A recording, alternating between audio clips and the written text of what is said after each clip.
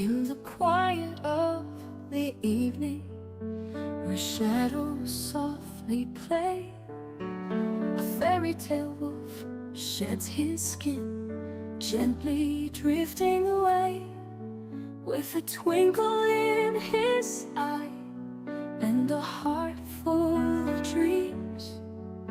He waits for the Friday night glow, where the magic redeems. Oh, the wolf in the moonlight, he's found his true call, reading tales of wonder for one and for all.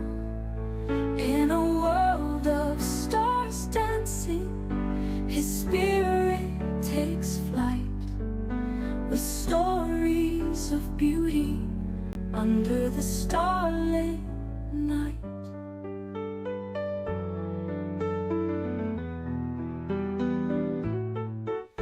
He picks up a book, the pages worn and wise, every line a whisper under the vast skies, from far off lands where the wild things roam, to enchanted forests where the heart finds home. Oh, the wolf in the moon. How can you get a 31-centimeter path and call it a road? It's a little over a foot. And how is it still a road? Or a street? Anyway. Good evening, everyone. How are you doing? I was about to go check to see what the result of my poll was. So let's see.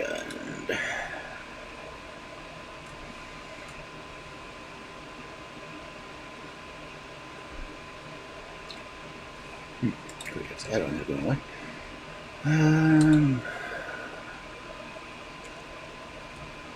Well, it seems like an amazing vote of 6-1 that you guys want me to do my anniversary on my actual anniversary.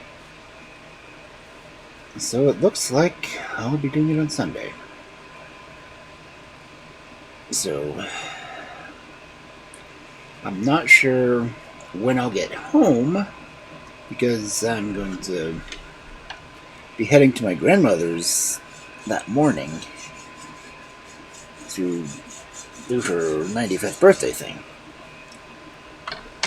So clearly I won't be able to do it until I get back, because I'm not going to do it while I'm on the road, because I'll be the one driving. But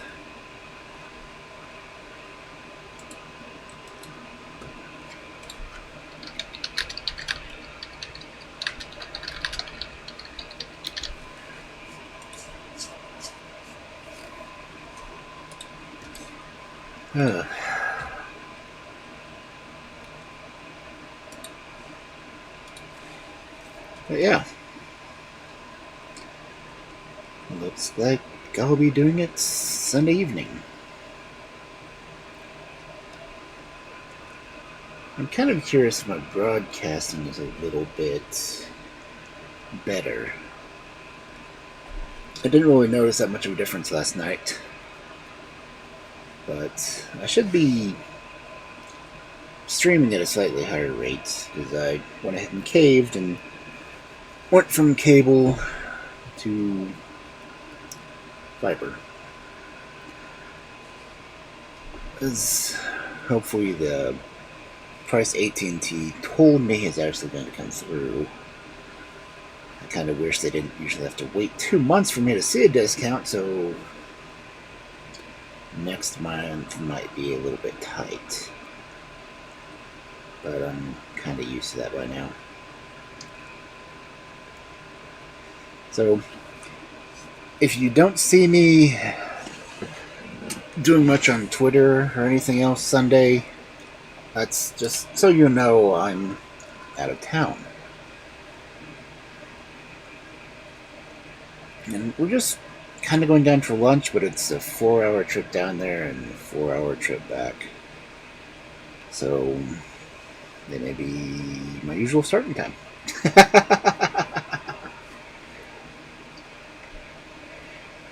And as I did do the end of Rivals of Sherlock Holmes last night, I did put the new book on my schedule. I don't think I've actually been changing the book listing on my schedule for Fridays. Well, I'm just doing fairy tales. I'm going through all the Andrew Lang ones, so I've got 4 more after this one, I think. Then I might see if I can find the other Andrew Lang books that kind of do the in between. But as far as the Andrew Lang books, I've a little less than 4.5 books left. And it is hot here right now. So if you hear a fan, I apologize. But I have also a slight headache because of the temperature too, but that's annoying as hell. That's not much I can do about the weather. I'm not that kind of wizard. I don't think I ever actually learned weather magic. Anyway,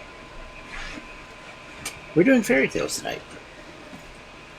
So, if you're here, feel free to settle back and get comfortable. And I will read you some stories.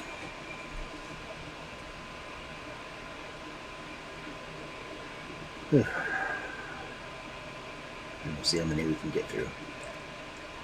I tried to do at least 2 hours.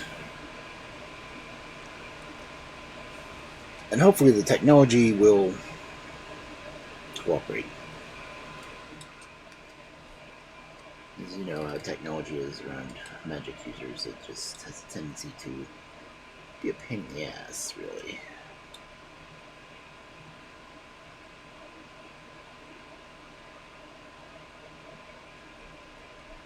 I'm really hoping that I don't get ads on the audio I use for my background.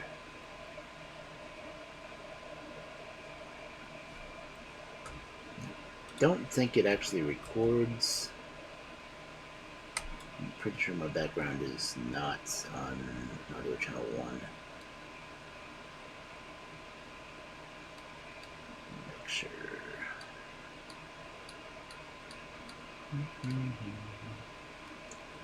Library Sounds. Ooh, Library Sounds is on track 1. I'll take that off there. Because the Library Sounds one I'm using still has a tendency to play ads. And yay, Taka came in. Regrets on first. And thank you for lurkings.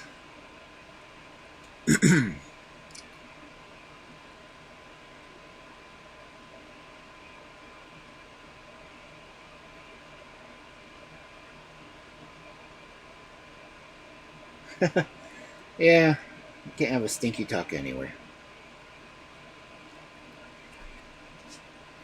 I'm not sure if the fairy tale gets a shower or two, though, but hey, you never know.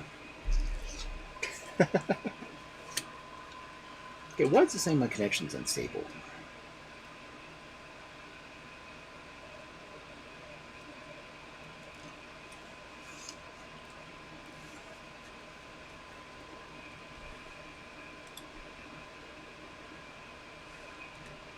Come on, Twitch. Don't be a pain.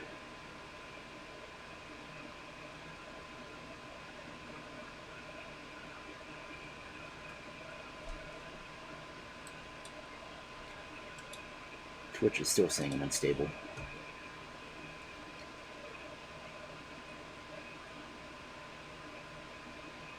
OBS isn't saying anything. It says I'm actually doing like over 2400 kbps, so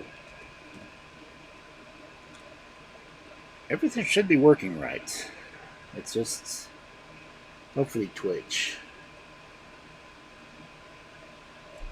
But it's about time, so we'll go ahead and get into the fairy tales.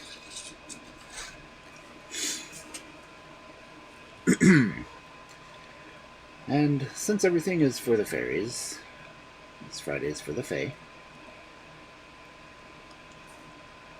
This first story has absolutely nothing to do with fairies. I have to reclassify these things as a fairy tale is only a story that involves fairies. But anyway, our first story for tonight: The 6 Hungry Beasts. Once upon a time there lived a man who dwelt with his wife in a little hut far away from any neighbors. But they did not mind being alone, and would have been quite happy if it had not been for a marten who came every night to their poultry yard and carried off one of their fowls. The man laid all sorts of traps to catch the thief, but instead of capturing the foe, it often happened that one day he got himself, and falling down, struck his head against a stone, and was killed. Not long after, the marten came by on the lookout for supper, and seeing the dead man there, he said to himself, "What a prize! This time I've done well!" And dragging the body with great difficulty to the sled which was waiting on him, he drove off with his booty. He had not driven far when he met a squirrel, who bowed and said, "Good morning, grandfather! What have you got behind you?" The marten laughed and answered, "Did you ever hear anything so strange? An old man you see here set traps at his henhouse thinking he would catch me, but fell into his own trap and broke his neck. He is very heavy. I wish you would help me draw the sled." The squirrel did as he asked, and the sled moved along slowly.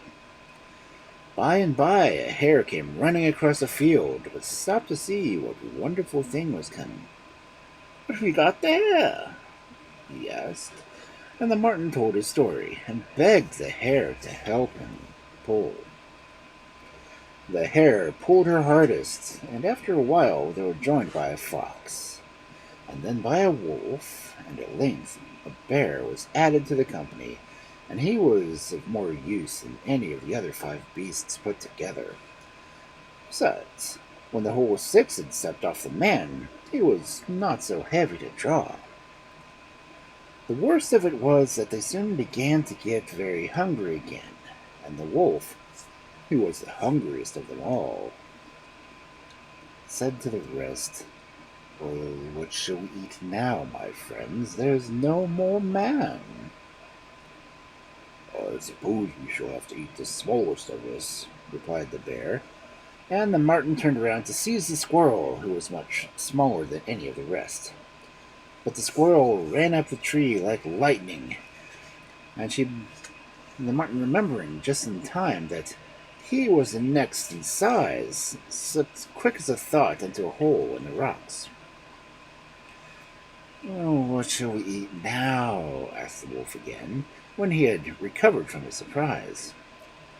"We must eat the smallest of us," repeated the bear, stretching out a paw towards the hare. But the hare was not a hare for nothing, and before a paw had touched her, she had darted deep into the woods. Now that the squirrel, the marten, and the hare had all gone, the fox was the smallest of the 3 who were left, and the wolf and the bear explained that they were very sorry, but they would have to eat him.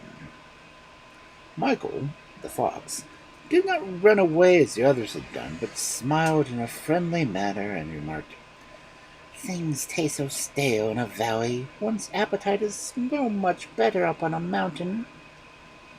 The wolf and the bear agreed, and they turned out to the hollow where they had been walking, and chose the path that led up the mountainside. The fox trotted cheerfully by his 2 big companions, but on the way he managed to whisper to the wolf, "Tell me, Peter, when I'm eaten, what will you have for your next supper?" The simple question seemed to put the wolf off very much. What would they have for the next dinner, and what was more important still, who would be there to eat it? They had made a rule always to dine on the smallest of the party, and when the fox was gone, why, of course, he was smaller than the bear. These thoughts quickly flashed through his head, and he said hastily, "Dear brothers, would it not be better for us to live together as comrades, and everyone to hunt for the common dinner? Is not my plan a good one?" "It's the best thing I have ever heard," answered the fox. And as they were 2 to 1, the bear had to be content, though in his heart he would have much preferred a good dinner at once to any friendship. For a few days all went well. There was plenty of game in the forest, and even the wolf had as much to eat as he could wish. One morning the fox, as usual, was going his rounds when he noticed a tall, slender tree with a magpie's nest on one of the top branches. Now, the fox was particularly fond of young magpies, and he set about making a plan by which he could have one for dinner. At last he hit upon something which he thought he would do, and accordingly he sat down near the tree and began to stare at it. What are you looking at, Michael? Asked the magpie, who was watching him from the bough. "I'm looking at this tree. It has just struck me what a good tree it would be to cut down for my new snowshoes." With the answer, the magpie screeched loudly and said, No, not my tree, dear brother. I implore you. I built my nest on it, and my young ones are not yet old enough to fly. "It will be easy to find another tree that would make such a... Oh, "It will not be easy to find another tree that will make such good snowshoes," answered the fox, cocking his head to one side and gazing up at the tree thoughtfully.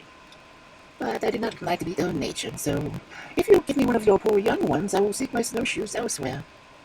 Not knowing what to do, the poor magpie had to agree, and flying back with a heavy heart, he threw one of his young ones out of the nest.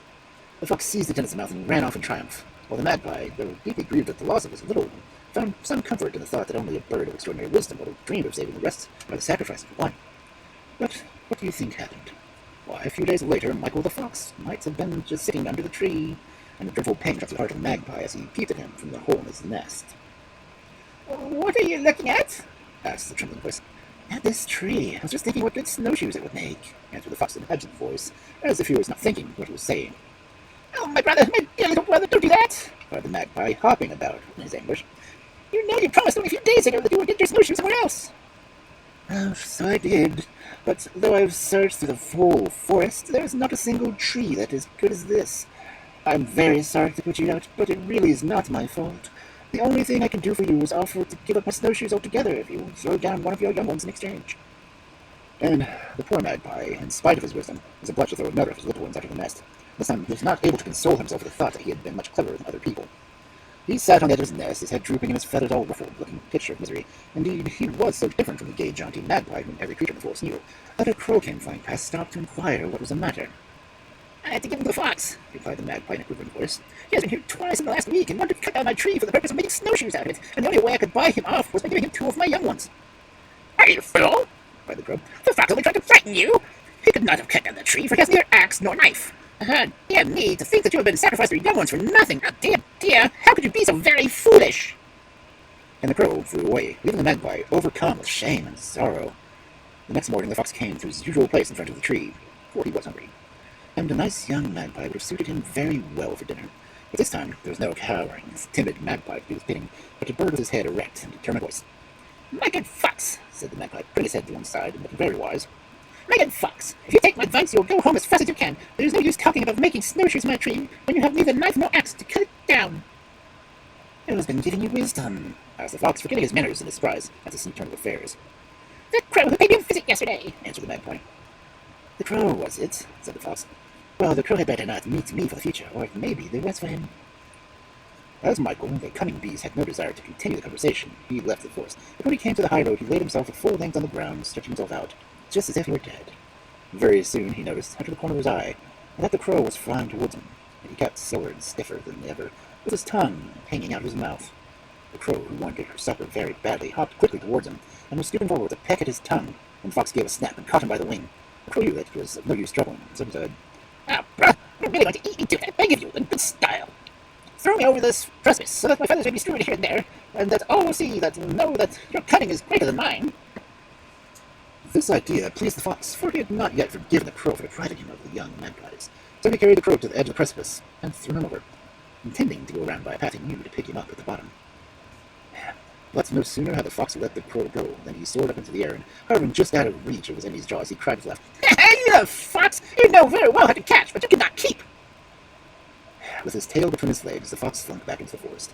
He did not know where to look for dinner, as he guessed the crow would have flown back before him, and every one on their guard. The notion of going to bed supperless was very unpleasant to him, and he was wondering what in the world he should do when he chanced to meet his old friend the bear. This poor animal had just lost his wife, and was going to get someone to mourn over her, for he felt he had lost greatly. He had hardly left his comfortable cave when he had come across the wolf, who inquired where he was going.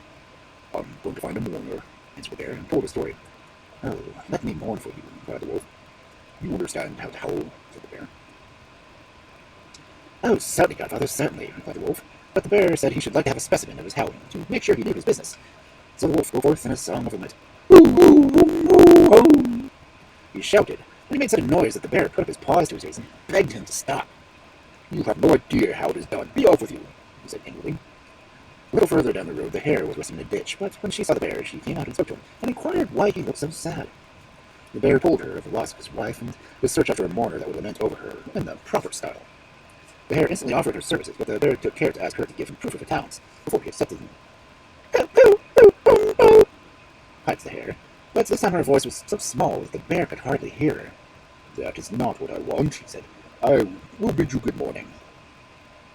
It was after this that the fox came out, and he also was struck with the bear's altered looks and stopped. "What is the matter with you, godfather?"